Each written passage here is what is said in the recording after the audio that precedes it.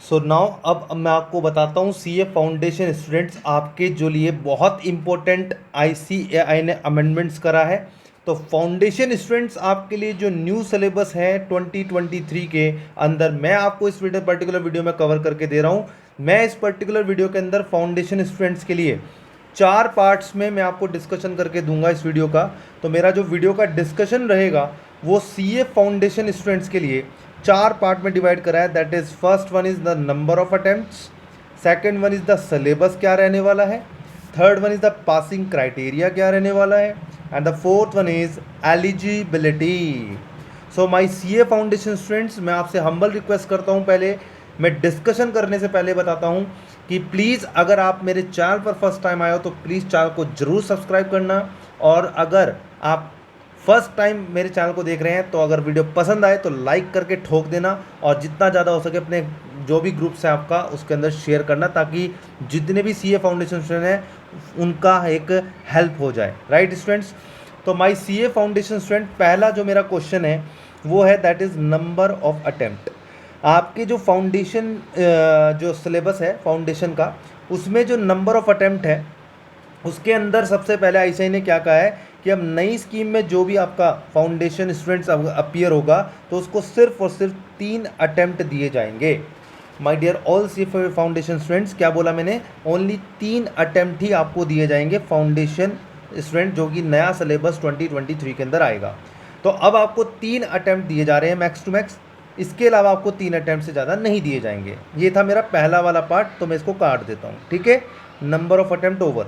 Now the syllabus is very very important. Syllabus में ICAI ने क्या करा है, एक पासिंग क्राइटेरिया के लिए, अगर मैं आपको पासिंग क्राइटेरिया से पहले की डिस्कशन करता हूँ सिलेबस की बात, क्योंकि वो डिफ़िकल्टीज़ कर दिया है। अब सिलेबस में अगर देखा जाए तो एमसीक्यू जो आपके आते थे वो उसमें कोई निगेटिव मार्किंग नहीं होती थी, लेकिन अब आपका निगेटिव मार्किंग रहेगा सीए फाउंडेशन स्टूडेंट, चाहे वो इंटरमीडिएट हो चाहे सीए फाइनल हो। एमसीक्यू में अब निगेटिव मार्किंग आईसीएआई नए सिलेबस में रख रही है। दूसरा बात आती है पेपर नंबर 1, आपका जो अकाउंट्स का पेपर होता है उसमें 100 मार्क्स का ही रहेगा, उसमें कोई चेंजेस नहीं है। लेकिन कुछ टॉपिक अकाउंट्स के जो इंटरमीडिएट लेवल ग्रुप 1 के अंदर होते हैं उसको शिफ्ट करा जाएगा आपके अकाउंट्स के पेपर में। यानी कि कुछ आपके बोनस शेयर या कुछ भी एक टॉपिक होते थे ईसॉप विसॉप का, वो आपका अकाउंट्स के पेपर में मर्ज कर दिया जाएगा। इट मीन्स इंटरमीडिएट ग्रुप 1 के अंदर जो कुछ टॉपिक होते थे वो आपके अकाउंट्स के पेपर में आ जाएंगे। ये है आपका पहला पेपर फाउंडेशन वालों का। दूसरा केस, पेपर नंबर 2 है बिजनेस लॉ। मैंने पहले आपको बताया था कि यस की जो डिलीट हुआ है आपका पेपर वो बीसीआर का हुआ है। बीसीआर आपका क्या हो चुका है, ख़त्म हो चुका है, डिलीट कर दिया आईसीआई ने। अब आपका सिर्फ बिजनेस लॉ बचता है, और उसमें अगर बिजनेस लॉ अगर आईसीआई रख रही है तो इसका मतलब है सिलेबस बढ़ा देगी इसके अंदर। आपको ये ध्यान रखना है कि अगर कुछ चीज़ डिलीट होती है तो उस केस में कुछ पार्ट आपका सिलेबस का बढ़ा देती है आईसीआई। तो ये आपका पेपर नंबर 2 फाउंडेशन वाले। होप आपको ये वीडियो यहाँ तक समझ में आ चुकी होगी। नंबर आता है पेपर नंबर 3। पेपर नंबर 3 में जो आपका मैथमेटिक्स और स्टैटिस्टिक विद लॉजिकल रीजनिंग होता था वो आपका 100 मार्क्स का बिल्कुल जू का तू रहेगा, उसमें कोई इश्यूज़ नहीं है। लेकिन आपका इस पेपर के अंदर नाम चेंज हो रहा है। इस नाम का पहले चेंज क्या, मतलब पहले भी यही रखता था ऐसे क्वांटिटेटिव एप्टीट्यूड के नाम से, अब भी एक क्वांटिटेटिव एप्टीट्यूड ही रखा जाएगा paper number 3। Hope you understand, यहाँ तक आपको समझ में आया। नंबर पेपर 4 की बात करते हैं तो पेपर नंबर 4 में आपके फाउंडेशन स्टूडेंट्स वालों का एक तो इकोनॉमिक पेपर पहले से ही होता था। अब आईसीआई क्या कर रही है, पहले मैं नीचे की तरफ ले जाता हूँ। जो आपका बीसीके था, बीसीके वाला पार्ट इको के साथ वो डिलीट कर देगी। लेकिन जो इंटरमीडिएट में ग्रुप 2 के अंदर इकोनॉमिक फॉर फाइनेंस होता था वो आपके पेपर नंबर 4 में ऐड हो जाएगा। इट मीन्स आपकी इकोनॉमिक्स का जो पेपर है वो एडवांस लेवल पे आईसीआई तैयार करके चलेगी। तो ये आपके हो गया सिलेबस वाला पार्ट। तो मेरा जो सेकंड डिस्कशन था वो मैं उसको यहाँ पे ख़त्म करता हूँ। लीजिए, ये आपका ओवर हो गया। अब बात करते हैं पासिंग क्राइटेरिया का। तो पासिंग क्राइटेरिया के अंदर आईसीआई क्या कर रहा है, क्योंकि देखो जैसे सिलेबस में चेंजेस आ रहे हैं आपका प्राइसिंग क्राइटेरिया डिफिकल्ट कर दिया है आईसीआई ने।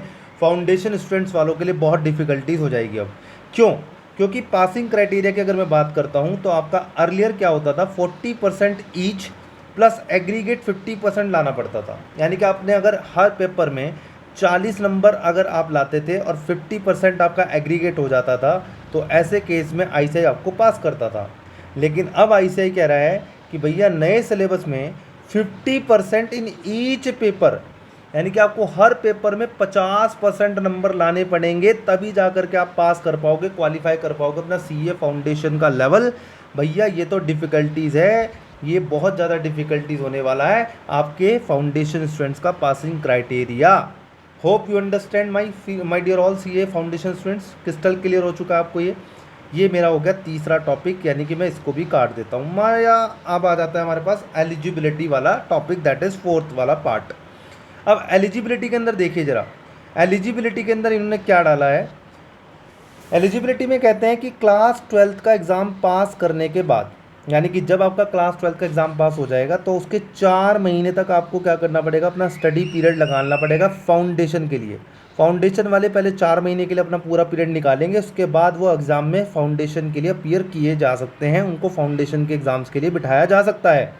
लेकिन जैसे मैंने आपको एक एग्जाम्पल के तौर पर समझाया कि आपने अगर मान लो 12th का रिजल्ट आया आपका मार्च के अंदर, यानी कि आपका मार्च में एग्ज़ाम में रिजल्ट निकल के आता है 12th वालों का, तो आप मई का एग्ज़ाम अपीयर नहीं कर सकते, आप मई का एग्ज़ाम नहीं दे सकते, क्योंकि 4 महीने का आपको कम से कम वेट करना पड़ेगा।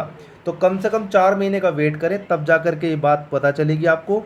तो इस सिचुएशन को देखते हुए ये आपका क्रिस्टल क्लियर हुआ है।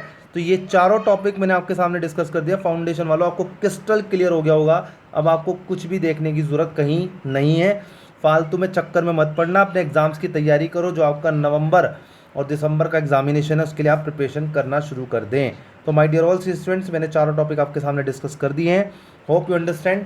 और अगर वीडियो पसंद आई तो ज़रूर लाइक कर देना, चैनल को सब्सक्राइब कर देना एंड शेयर कर देना जो भी आपको पसंद आया है। ठीक है माय स्टूडेंट्स, तो thanks a lot and thanks for watching this video. God bless to all.